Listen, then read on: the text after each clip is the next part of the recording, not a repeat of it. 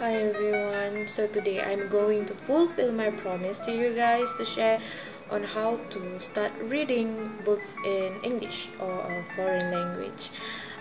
Reading in foreign language can be frustrating and difficult at sometimes, and it's okay to try and not to give up early, because there's so many ways to help us. So the first step is avoid classics and those high frequency ones, because classics are always hard. Choose a book that interests you. Don't just look at the cover. If it's beautiful, it doesn't mean the story is good. You have to know the content. And the next one, second tips is reread to make sense. If you find a word in a sentence that you don't understand, you reread all over again to find the clues and guess the meaning, make sense out of it.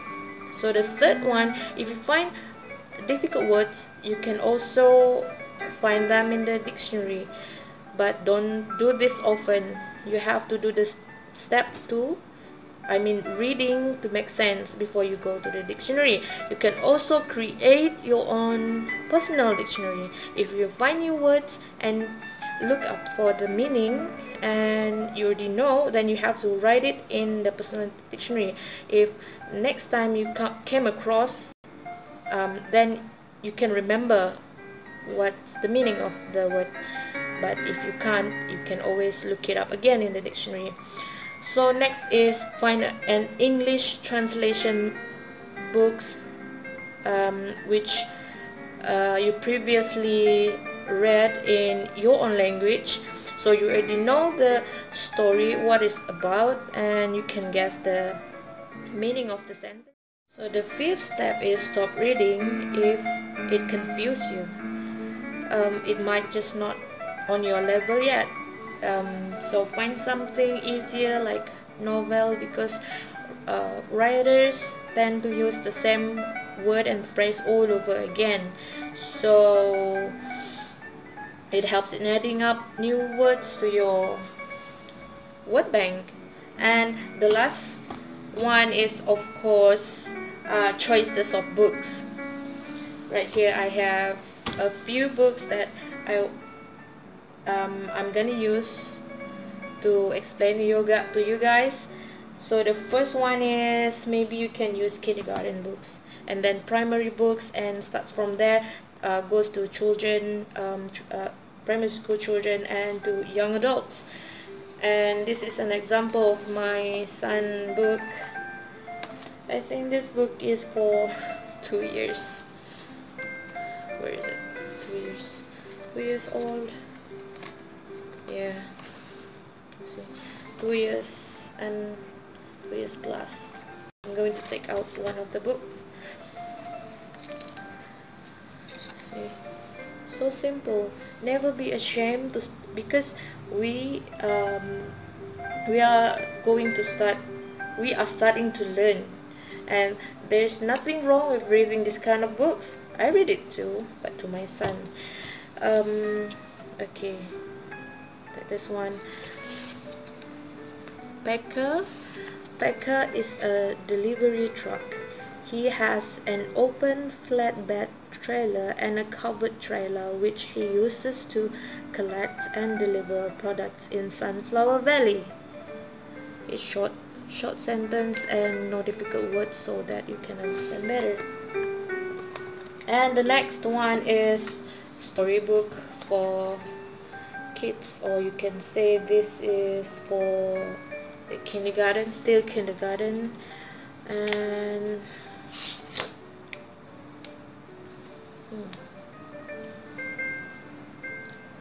the point is, just start reading, and this can be the correct one, the correct type to start with. Choosing a kitten. Bella, the cat next door, is going to have kittens. Emma is very excited. She has always wanted a kitten of her own. She asked Mommy for one of the kitten as a birthday present. Please, she begs. Mommy asks Bella's honor, Mrs. Wilson. Pause, says Mrs. Wilson, but the kitten must stay with its mother until it is at least 6 weeks old. Okay, next one is, if not mistaken, this is for primary school books. I think this belongs to my younger brother when he was small. See, tak mahal pun RM1 je. For the sake of learning, why not, kan? I forgot one thing that you guys has requested me to speak in both language, Malay and English, to make this video. So it's halfway, dah setengah jalan ni, macam mana? Tak apa, okay.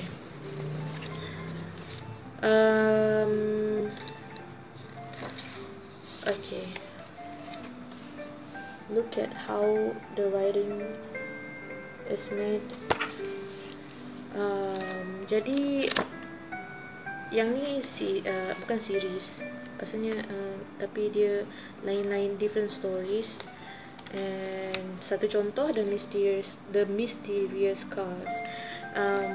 Okay, Tin Kia was a lover of old cars. He had a room in his house that was filled with pictures of the Mercedes-Benz 380, a Mazda, Jaguar, Datsun, Peugeot, and other cars that were popular many years ago. In the sitting room, there were huge showcases that contained models of all the popular cars. Reading out loud, baca dengan kuat pun membantu. Kita sambil kita baca, kita boleh dengar macam mana kita pronounce, but that's another thing. Ya, macam mana nak, itu membantu untuk kalau kita nak cuba bercakap, nak converse dalam bahasa English. Next is illustration book, buku ilustrasi. Dalam buku ni, okay, yang ni bukan untuk tak cakap bukan untuk kanak-kanak, tapi sesuai untuk semua lapisan masyarakat, sebab buku ni interesting sangat. Sketchy mama, macam tebal kan, tak adalah tebal, nipis je. The point is, dalam buku ni tak banyak sentences untuk dipahami, macam sebab illustrated books kan, ilustrasi, jadi dia fokus kepada gambar.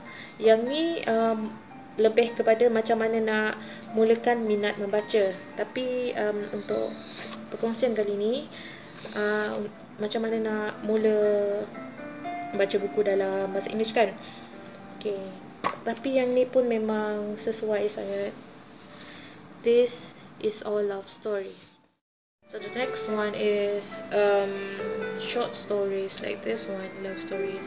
It's very thin, kecil je buku ni. So I'm going to choose short stories. This is more like quote ataupun quote. Ada quote, ada short stories untuk macam moral value.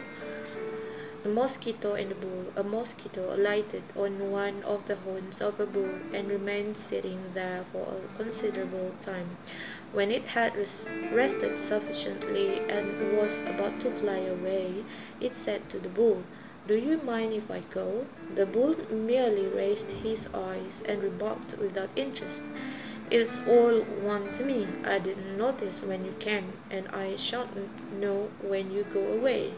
Value for self comes from within. If you don't love for self, neither will others." So